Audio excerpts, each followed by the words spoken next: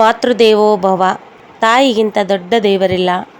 ಕೋಟಿ ಜನ್ಮವು ತಾಯಿ ಋಣವ ತೀರಿಸಲು ಸಾಧ್ಯವಿಲ್ಲ. ನನ್ನ ಪ್ರೀತಿಯ ದೇವತೆ, ಹ್ಯಾಪಿ ಮದರ್ಸ್ ಡೇ ಅಮ್ಮ. ನೀವು ನನ್ನ ಜೀವನದ ಮೊದಲ ಪ್ರೀತಿ, ನನ್ನ ಶಕ್ತಿ, ನನ್ನ ಪ್ರೇರಣೆ ಮತ್ತು ನನ್ನ ಪ್ರಪಂಚ. ನನಗೆ ಜನ್ಮ ಕೊಟ್ಟಿದ್ದಕ್ಕೆ ಧನ್ಯವಾದಗಳು ಅಮ್ಮ. ಅಮ್ಮ, ಲವ್ ಯು. ಅಮ್ಮ ಅಂದರೆ ಸಣ್ಣ ಪದ, ಆದರೆ ಅದರೊಳಗಿರೋ ಪ್ರೀತಿ ಜಗತ್ತಿಗಿಂತ ದೊಡ್ಡದು.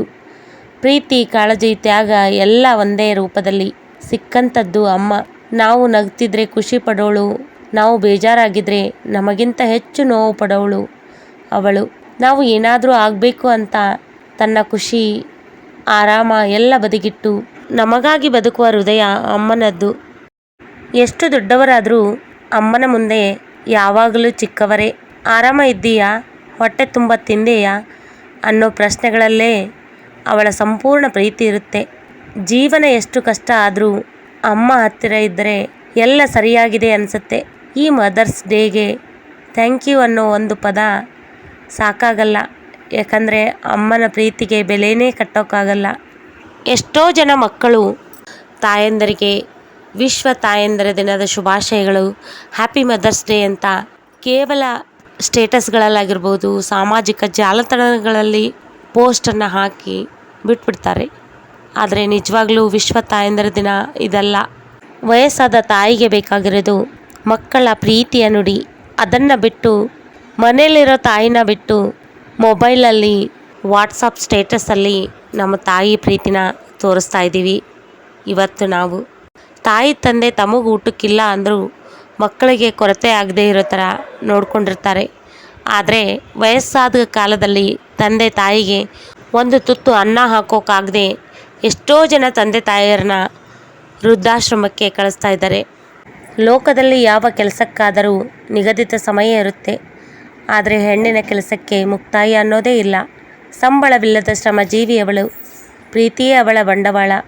ಕುಟುಂಬದ ಏಳಿಗೆಯೇ ಅವಳಿಗೆ ಸಿಗೋ ದೊಡ್ಡ ಅವಾರ್ಡ್. ಅವಳು ಸೋತರೆ ಸಂಸಾರವೇ ಕುಸಿಯುತ್ತೆ. ಅವಳು ನಕ್ಕರೆ ಇಡೀ ಮನೆ ನಂದನವನವಾಗುತ್ತೆ. ಅಮ್ಮ ನಿಟ್ಟುಸಿರಲೊಂದಿಸಿರ ಕಟ್ಟಿ ಕರುಳ ಕುಡಿಯ ಮುದ್ದಿಸಿ ಎತ್ತಾಡಿಸಿದವಳು. ಒಡಲಲ್ಲಿಟ್ಟು ಪೊರೆದು ತನ್ನರ್ಧ ಜೀವ ಕೊಟ್ಟು ಜನ್ಮವಿತ್ತು ಹೊತ್ತಾಡಿಸಿದವಳು. ಅಮ್ಮ ಅತ್ತಾಗ ಮುತ್ತಿಟ್ಟು, ಹಸಿದಾಗ ತುತ್ತಿಟ್ಟು, ಕಣ್ಣಲ್ಲಿ ಕಣ್ಣಿಟ್ಟು ಕರುಳ ಕುಡಿಯ ಮುದ್ದಿಸಿ ಎತ್ತಾಡಿಸಿದವಳು. ಸಹನೆಯಲ್ಲಿ ವಸುದೆಯವಳು, ಕರುಣಾಮೂರ್ತಿಯವಳು, ಅಭಯಹಸ್ತ ನೀಡಿದವಳು, ಮನೆಯ ಅನ್ನಪೂರ್ಣೆಯವಳು. ಗರ್ಭಗುಡಿಯಿಂದೆದ್ದು ಬಂದು ತನ್ನ ಗರ್ಭವನ್ನೇ ಕಂದನಿಗೆ ಮೀಸಲಿಟ್ಟ ದೇವತೆಯವಳು. ನಾವು ಕೂತಲ್ಲೇ ನಮಗೆ ಬೇಕಾದ್ದನ್ನು ತಂದು ಕೊಡುವ ಏಕೈಕ ಜೀವ ಅದು ಅಮ್ಮ. 100 ಕೋಟಿ ಕೊಟ್ಟರೂ ತವರು ಮನೆಯಲ್ಲಿ ಸಿಗುವ ಪ್ರೀತಿ, ಸ್ವಾತಂತ್ರ್ಯ ಬೇರೆಲ್ಲೂ ಸಿಗಲ್ಲ. ಬದುಕು ಎಷ್ಟೇ ನೋಯಿಸಿದರೂ ಬದುಕಬೇಕಿದೆ. ಮನಸ್ಸು ಎಷ್ಟೇ ನೊಂದಿದ್ದರೂ ನಗಬೇಕಿದೆ. ಕೆಲವು ನೋವುಗಳು ಮರೆಯಾಗದಿದ್ದರೂ ಮರೆಯಬೇಕಿದೆ. ಅಂದುಕೊಂಡಿದ್ದು ಆಗದೇ ಇದ್ದಾಗ ಹೊಂದಿಕೊಂಡು ಹೋಗುವುದನ್ನು ಕಲಿಯಬೇಕಿದೆ. ಇದುವೇ ಅಲ್ಲವೇ ಹೆಣ್ಣು ಮಕ್ಕಳ ಜೀವನ. ಕಣ್ಣಿನಲ್ಲಿ ನೀರು ಹಾಗೂ ಮನದಲ್ಲಿನ ನೋವನ್ನು ಅರ್ಥ ಮಾಡಿಕೊಳ್ಳೋರು ಅಂತ ಯಾರಾದರೂ ಇದ್ದರೆ ಅದು ಅಮ್ಮ. ಅಮ್ಮ ಮಾತ್ರವೇ. ನನ್ನ ಮೌನದ ಅರ್ಥ ತಿಳಿದವಳು ಅಮ್ಮ. ನನ್ನ ಕಣ್ಣೀರ ಹಿಂದಿನ ನೋವು ಕಂಡವಳು ಅಮ್ಮ.